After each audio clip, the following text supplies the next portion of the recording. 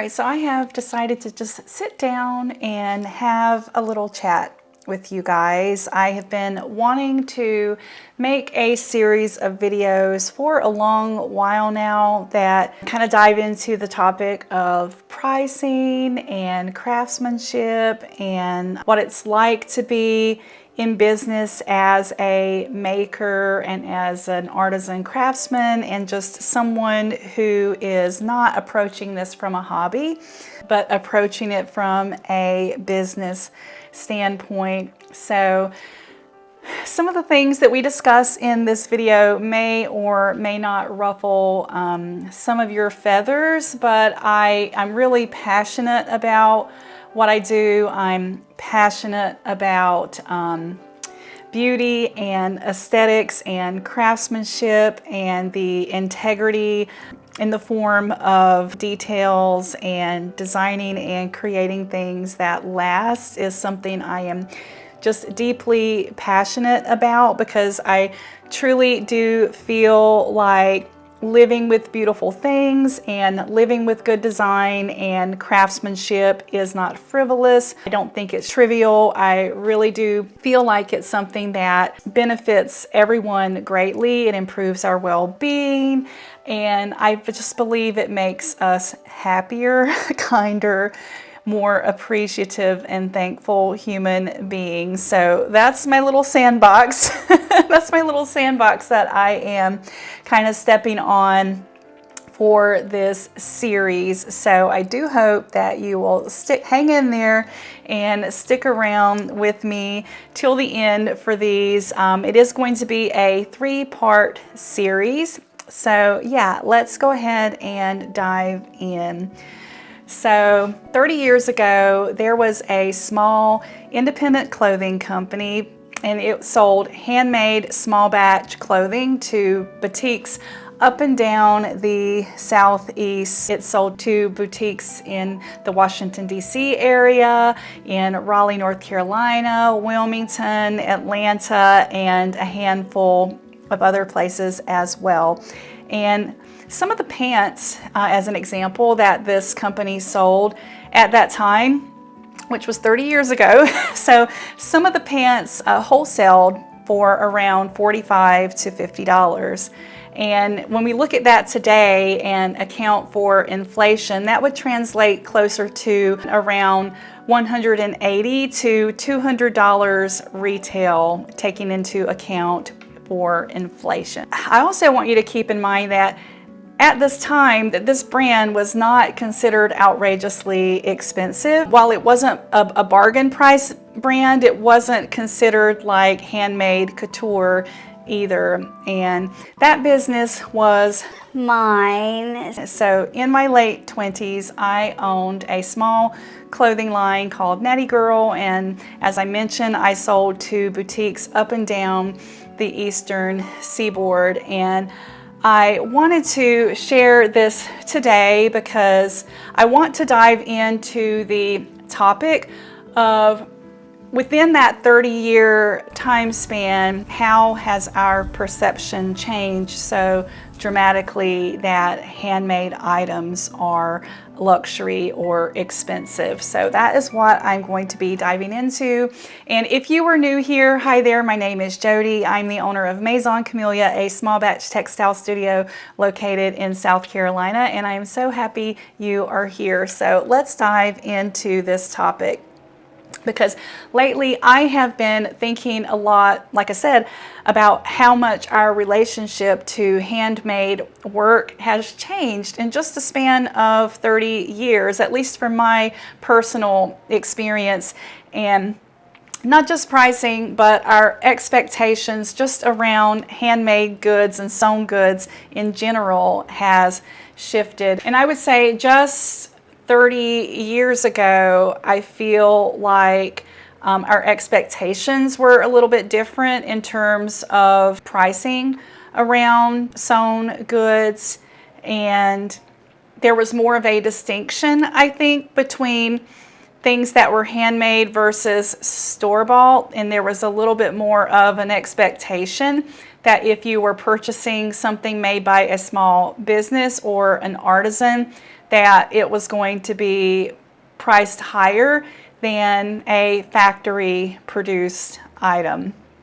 And that is because I feel like just in general that people understood a little bit more the limitations of someone who is producing small batch goods and selling them on their own. They don't have the advantage most of the time of volume pricing, whereas large manufacturers, of course, they're able to buy things at a much lower cost because they are purchasing so much more.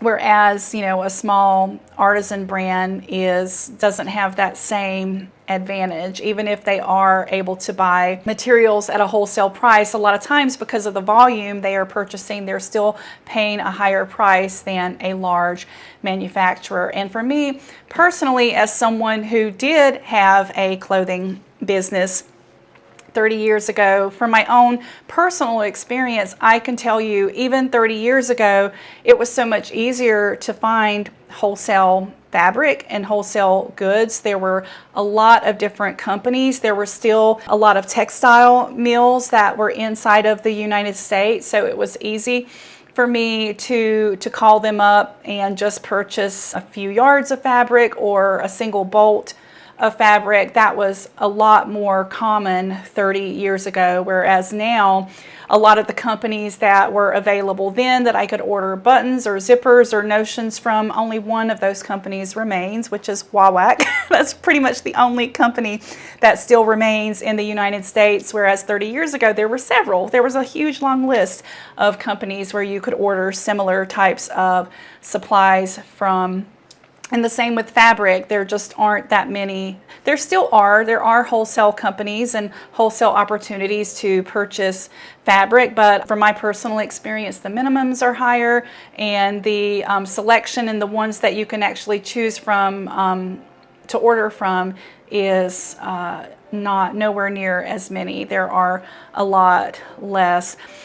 Also, something that I've personally noticed is that there is more of a common perception amongst customers and just people in general that handmade goods should cost the same or similar to a mass-produced good. So that is something that has changed. That gap has changed dramatically as well. And so for me personally, I started wanting to understand more about what happened. Why did this shift? How did this come about?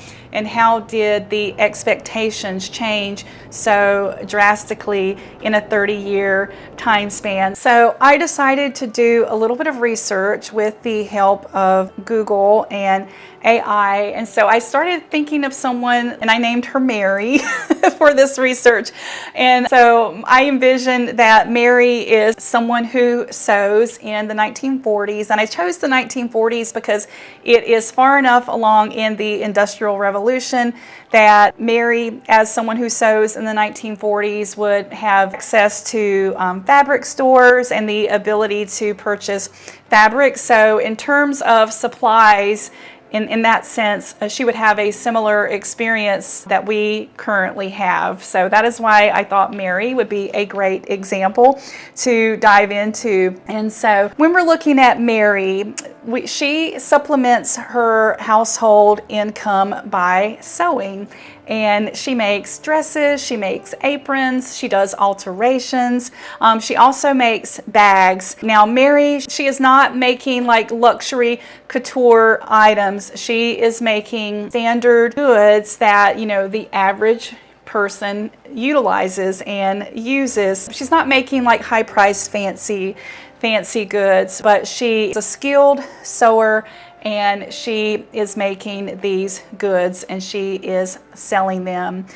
And so with the help of Google and some research, and this is totally all hypothetical, but go with me on this little journey. So let's say one of the bags that she makes, that in the 1940s, she sold that bag for $1.50, which doesn't sound like a lot, right? But when you take into account inflation and all of that. The equivalent for that bag would be closer to between $50 and $75. And so I wanted to go on this journey with you guys because coming back to this, so I mentioned I had my clothing business in my 20s. Prior to having that, I had been a production sewist for a boutique brand based in Atlanta. And then also throughout the years, I've done production sewing for some other companies as well. And then I have done other things for the last several years. I've still worked in design, but more in the IT online. So I'm just coming back to kind of sewing and doing all of this after many, many years away. So of course, one of the things that I started doing was watching makers on YouTube. And for me personally, I was shocked. You don't know how many videos that I have watched on YouTube where I'm literally like screaming into the TV and like just basically begging some of you guys who may be watching this video right now that you're undercharging, I don't know how you're going to survive is what I've been thinking. So it's been rather shocking to me to come back to this after probably about 15 years and to just really see the disconnect from what I personally knew when I had my clothing business 30 years ago. And so mainly what I've landed on is that most makers today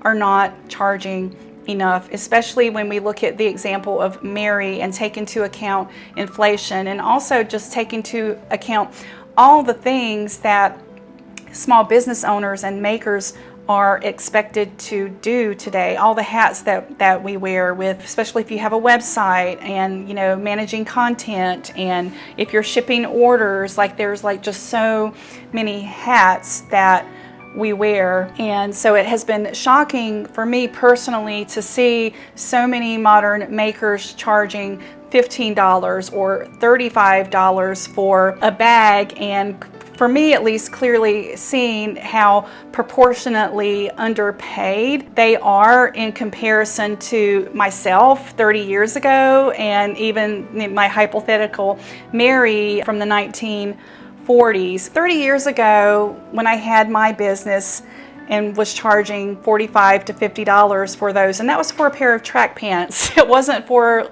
like, it was a pair of track pants that were sold in boutiques, but nobody looked at me and my business and considered me as being greedy for charging that amount. Like it was normal. Like I said, I wasn't considered a luxury brand, and I had multiple boutiques who were buying multiple pairs of those pants and reordering those pants because they were selling. So the point I'm trying to make is that I was not considered greedy 30 years ago, and with my hypothetical example of Mary, she would not have been considered greedy in the 1940s either. Her labor and her skills were simply understood to have value that was worth compensation, and it was understood her time and the effort and the materials and everything that went into her work were not taken for granted. And so this led me to just think about, so with all of this, what happened? What changed? How do we get to where we are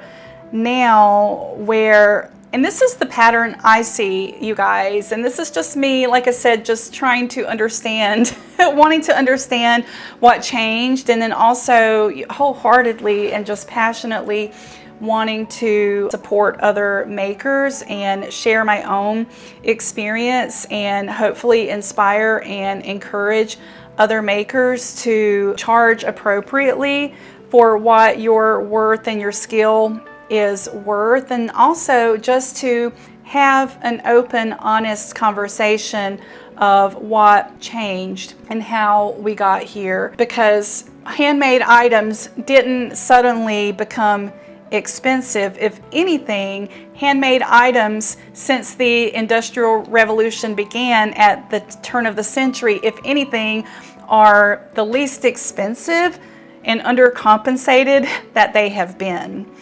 And I think that is kind of shocking to me, because we do kind of have this perception that handmade items are so expensive right now, and that the prices for handmade items are luxury prices. And we also have this idea, I think, that, you know, people making handmade items are, you know, charging more than they ever have. But if we look at it historically, it's actually the opposite. They're charging less, their skill is being valued less, and on top of that, the money that it requires to purchase the materials and the resources to make their goods proportionately are the highest that they have been. So there is definitely a disconnect there, and so that is what this conversation and this video is all about. So what did change? From my research and just like I said, diving into this, manufacturing systems and fast fashion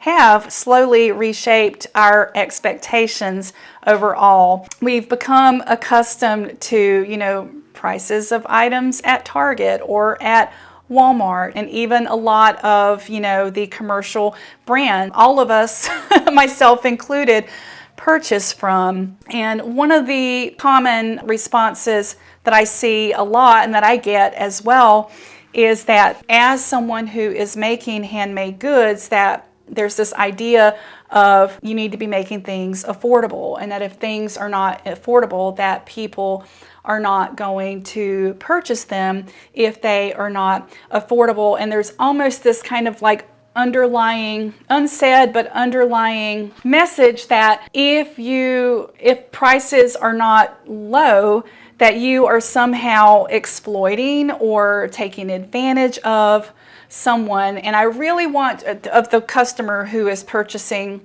from you, and really my goal for this video, and like I said, maybe this video is going to ruffle some of your feathers, but I think it's so important to have this conversation. And if there's one thing that I personally hope you take away from this video, is that it's not the artisans or the makers who are exploiting if they are pricing their products in a way that actually supports them to be able to make a living. It is actually the larger manufacturers and just the system that has taught us after years and years and years that products and goods should be so cheap, because on the other side of that, someone somewhere is being exploited. For prices to be as low as they are currently at Walmart or Target, or even I would say our larger brands like Anthropologie and some of those other well-known brands, somewhere down the line, people are being exploited for it to come to us at that price. And for me personally, I want to be in the group of people who are supporting the end of that exploitation, or that exploitation being much lower. So for me personally, when I see someone saying that they can't sell something for a price that they actually need to sell it at for them to actually make a living, because it needs to be affordable, that they are not exploiting the customer by charging appropriately for them to be able to earn a living from that. The only person that they are exploiting is their self. So like I said, I may be ruffling some feathers with that, but I really do want to, like I said, I'm very passionate about this, and I feel like this is an important conversation, because there is a shift that has happened. And I'll give you another example, which is kind of funny, or at least I think it's funny, because back in the 1980s, I was a child of the 80s, and I had my very first job in the 1980s. And I grew up in a small town, so we had a small mall. We didn't have like Macy's or Bloomingdale's or stores like that. So the big store at my mall growing up was JCPenney's. And so I was so excited to be making money. And I found this cotton button-up, very, very 80s style, think Pretty in Pink style shirt that I wanted. And I could finally afford it because I was making money. But even though I was making money, I still had to put it on layaway. And I think back to that today, and I don't know, so that would have been around 1988, and showing my age here by giving you that date. But that shirt was $22. So that is how much that shirt cost in 1988 that I ended up putting on layaway. And it was just a simple 80s style 100% cotton button-up shirt. And I guess what is so striking to me is we think about a button-up shirt for $22 in 1988, and I want you to honestly evaluate how many of you today in 2026 still expect a 100% cotton button-up shirt to cost $22. And the surprising thing is that you can go to a Walmart, or you can go to a Target or a similar store right now in 2026, and you can buy, most likely you can buy a 100% cotton button-up shirt for $22. And so that right there to me is an example of the disconnect, because to me that doesn't say that in 1988 that $22 shirt was overpriced. It was very much not. It was at JCPenney's, and it was very much like not like in the couture section at JCPenney's. Not that JCPenney's has a couture section. It was a standard button-up shirt. And so the point, yeah, so in 1988 that shirt wasn't considered like expensive or overpriced. I mean, to me it was, because I was, what, 17 years old doing my first job, and so $22 for me was a lot of money. But in the general public, that was not considered an expensive shirt. So I just wanted to share that personal experience. And I might even do some tap into Google and just ask it to calculate what that $22 shirt today, if we account for inflation, etc., would be. And I will put that up on screen here, just to kind of, like I said, the point I'm trying to make here is just to point out the disconnect that we had. Also, 30 years ago, I want to share this experience from when I had my clothing line. There were another expectation that was common at that time, was that if something was handmade, or if it was made by a small business, it was a common expectation that that item was going to cost more than something from a big box store, or from something that was commercially manufactured.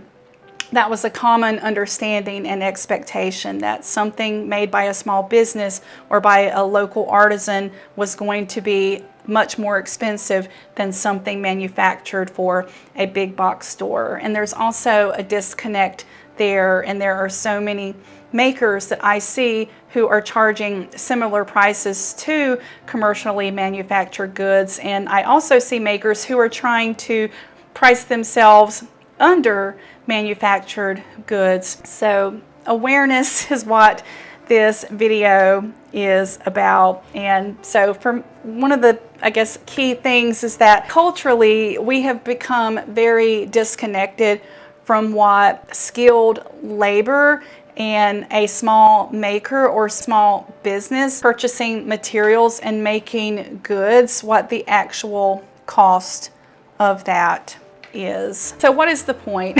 What can we glean from all of this? And for me, it's that I think this shift that has happened affects more than just pricing. I think it affects the people, obviously, who are making the goods and doing the work. Maybe you can look around your neighborhood and see less businesses who are local.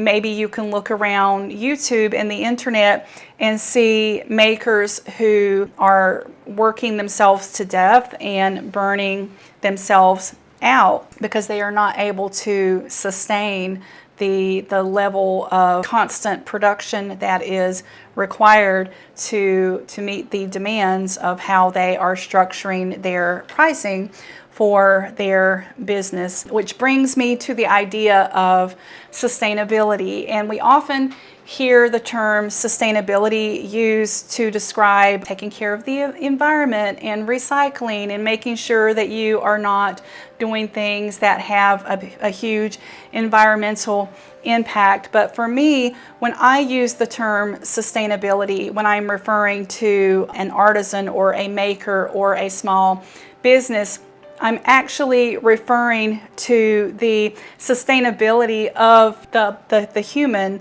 behind the business? Do they have the capacity to have a sustainable life with the way that they have structured their business? Are they pricing in a way that they can afford to live? So over the long haul, looking ahead a year, 2, 3 years from now, are they pricing their goods and their services in a way that is sustainable? Or are they pricing and using a structure for their business where the only outcome is burnout and complete exhaustion or depletion?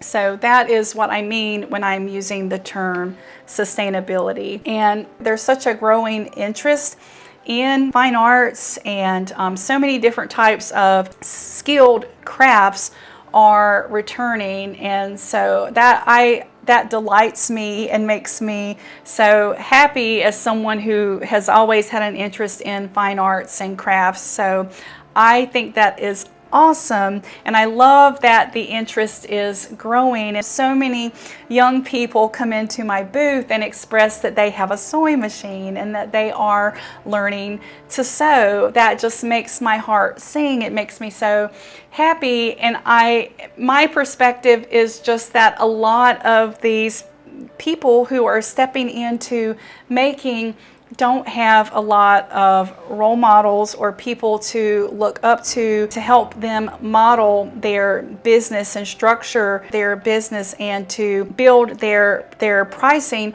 in a way that is going to be sustainable for many years to come, and not just allow them to survive, but allow them to actually thrive and build their business and grow. So these are my closing thoughts that I am going to wrap up this video with. And so the first one that I want to leave you with is that handmade did not suddenly become expensive. Our expectations around the cost of handmade have drastically shifted and changed over the last several years. And one of the main reasons for that is because factory and manufactured pricing we've normalized that as the baseline pricing that handmade artisans are trying to put themselves next to, and it's not it's not the same, right? It's completely different, and currently handmade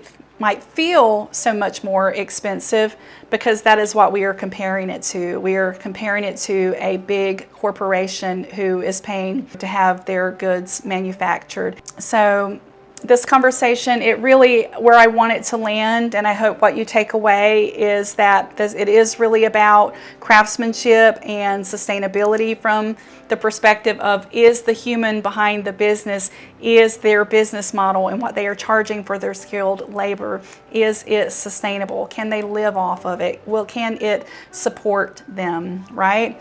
And I think that we have become disconnected from the true cost of skilled and thoughtful work. And so, final thing I will leave you with to ponder, which is handmade was never meant to compete with factory manufactured pricing. I just think somewhere along the way, we just started expecting it to. This has been a heavy video to film, you guys, but it's something that I've wanted to get out there, to get off of my chest for a long, long time. And this is going to be a little mini series. This is just part one. This is the first video, which really my goal for this video was to explore how we got here. How did we get to this perception that handmade pricing all of a sudden is expensive and luxury? And so hopefully you have been able to, you can feel that my heart is in this, and you can feel where I am coming from, and that we can have a great conversation about it down in the comments. That really is my goal. And yeah, if you like this video, like, comment, subscribe, and I will see you in the next video in this series, where I'm going to be diving into actual pricing as a handmade artisan or a small business, and what handmade makers are actually charging for, or what should they be charging for. So we're going to cover all of that in the next video. All right, everybody, take care.